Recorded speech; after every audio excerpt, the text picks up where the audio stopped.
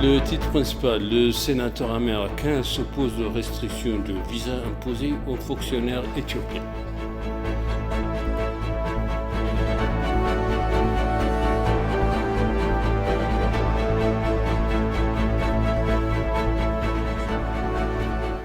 Bienvenue chers téléspectateurs sur ABC, c'est moi Zalal Amourkana avec le journal.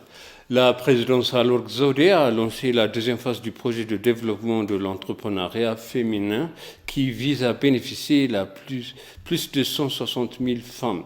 La Banque mondiale a fourni 100 millions de dollars américains pour mettre en œuvre le projet à Conakry.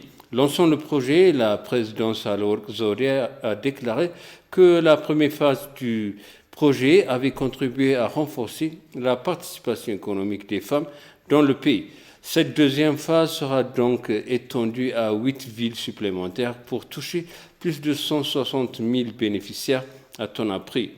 Le projet a augmenté les revenus et créé des emplois à 99% des prêts remboursés. La première phase du projet a été soutenue par la Banque mondiale. Les agences de développement de l'Italie, du Royaume-Uni, du Japon, du Canada et la Banque européenne d'investissement ont participé.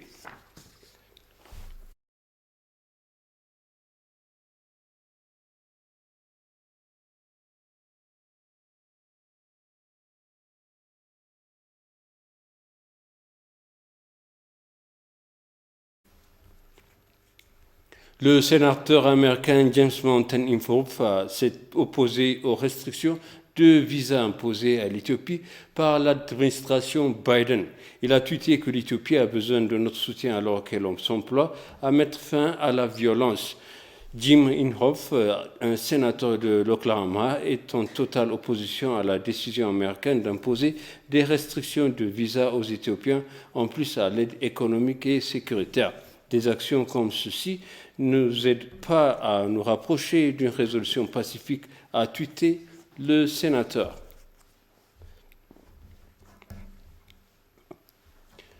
Le comité exécutif du Parti de la Prospérité a commencé aujourd'hui à tenir sa réunion ordinaire. Selon un communiqué de presse du parti, le comité exécutif devrait discuter des problèmes actuels et nationaux et définir des orientations.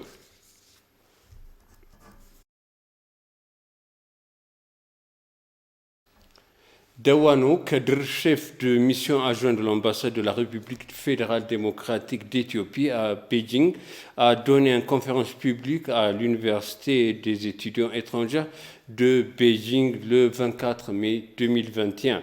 Il a noté que l'amitié s'était manifestée lorsque les pays africains avaient voté en faveur de que la Chine pour permettre à la République populaire de la Chine de regagner son siège de l'Organisation des Nations Unies en 1971, tout en soulignant la très forte coopération des deux pays, en particulier dans le secteur de l'éducation. Le chef de mission adjoint a noté que la Chine était l'une des destinations d'enseignement supérieur le plus populaire pour les étudiants éthiopiens qui étudient à l'étranger.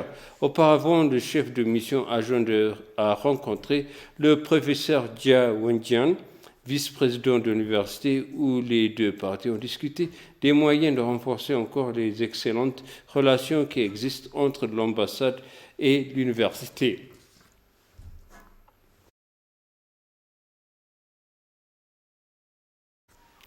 Le ministère d'État, l'ambassadeur Redouane Hussein, s'est entretenu avec le vice-premier ministre et ministre des Affaires étrangères du Qatar, son Excellence Sheikh Mohammed bin Abdurrahman Al Thani, sur les questions bilatérales et régionales.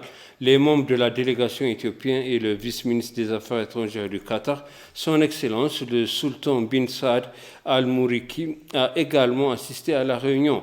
La décision a notamment porté sur les statuts du Grand Bâche de la Renaissance éthiopien, les relations entre l'Éthiopie et le Qatar, y compris les questions régionales.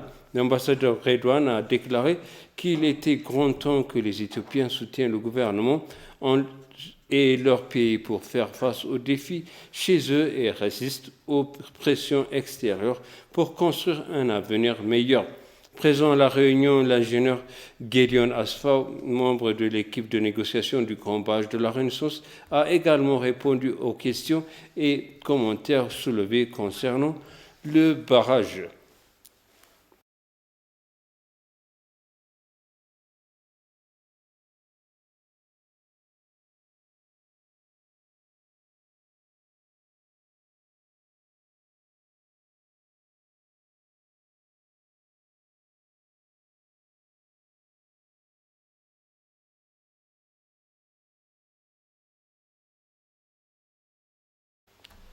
Le centre d'urgence de vérification révélait que le groupe terroriste de TPLF a assassiné 22 dirigeants civils de l'administration intérimaire de la région de Tigray, blessé 4 et kidnappé 20 autres dans diverses parties de la région. Dans un communiqué de presse qu'il a publié, le centre a révélé qu'au total, 46 membres du personnel de l'administration provisoire civile ont été attaqués jusqu'à présent par des jeunes TPLF qui prétendent se battre pour la population de Tigray. En outre, le TPLF a incendié des maisons et tiré des munitions sur des ménages, a-t-il déclaré. La déclaration a souligné que la force de défense nationale éthiopienne et d'administration provisoire restait déterminée à stabiliser la région et à responsabiliser les auteurs.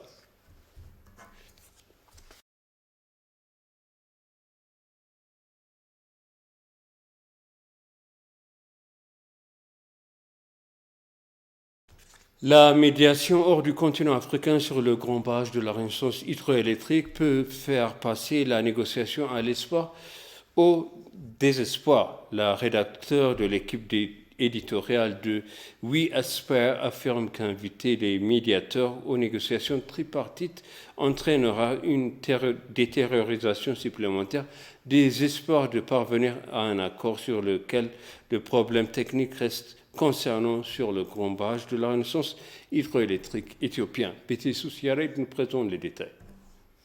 Le Grand Barrage est un barrage hydroélectrique sans consommation d'eau financé principalement par le gouvernement éthiopien et sa population. Le barrage actuellement achevé à 80%. Sa mise en eau pour la deuxième année est prévue pour cet été. Des négociations trilatérales sur le calendrier de dépôt du Grand Barrage ont été menées les 4 et 5 avril 2021 entre l'Éthiopie, le Soudan et l'Égypte.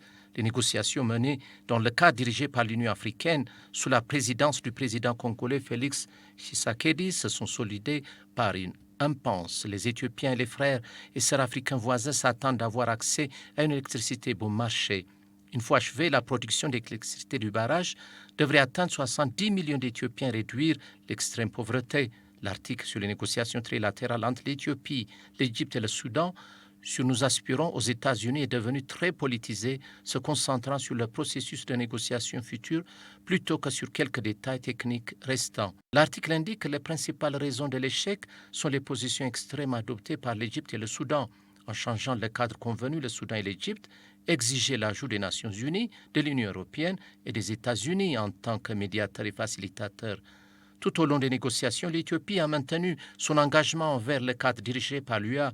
L'Éthiopie fait valoir que l'invitation médiateur supplémentaire, et ces médiateurs en particulier, mettra en péril la résolution des problèmes techniques restants plutôt que de fournir un moyen de sortir de l'impasse actuelle en raison de préjugés et de manipulations intentionnelles ou non intentionnels qui peuvent et ont aggravé le biais, même avec les États-Unis, tout simplement dans le rôle d'un observateur. L'article mentionne le président américain non informé de l'objectif du Grand Barrage en tant que barrage sans consommation d'eau a publié des informations trompeuses suggérant que le Nil coulait d'Égypte et qu'il était dans le droit de l'Égypte de faire la guerre à l'Éthiopie.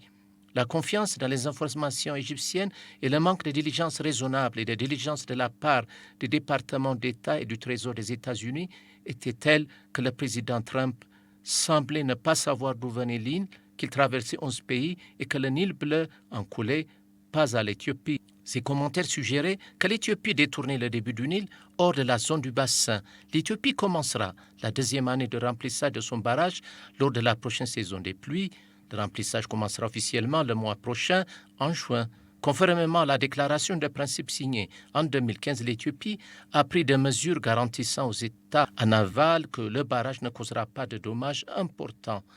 S'adressant au Parlement égyptien le 15 avril, le ministre des Affaires étrangères, Sameh Choukri, a convenu en déclarant que le barrage ne causera pas de dommages à l'Égypte. Il a dit d'un point de vue purement technique. Et pour conclure le journal, le ministère chinois des Affaires étrangères a exhorté les États-Unis à cesser de s'ingérer dans les affaires intérieures d'autres pays et de s'abstenir de diffuser des fausses informations. Le porte-parole Zhao Lijian a fait cette remarque en réponse aux questions de médias sur les premiers anniversaires de l'assassinat de George Floyd par un policier américain. Le porte-parole a déclaré que la violence raciale restait un problème majeur aux États-Unis. Selon Chin-Hua Zhao, a exhorté le gouvernement à cesser de diffuser de fausses informations en s'ingérant dans des affaires intérieures d'autres pays.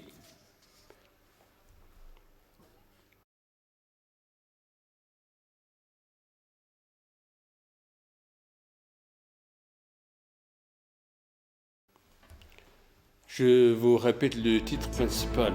Le sénateur américain s'oppose aux restrictions de visa imposées aux fonctionnaires éthiopiens.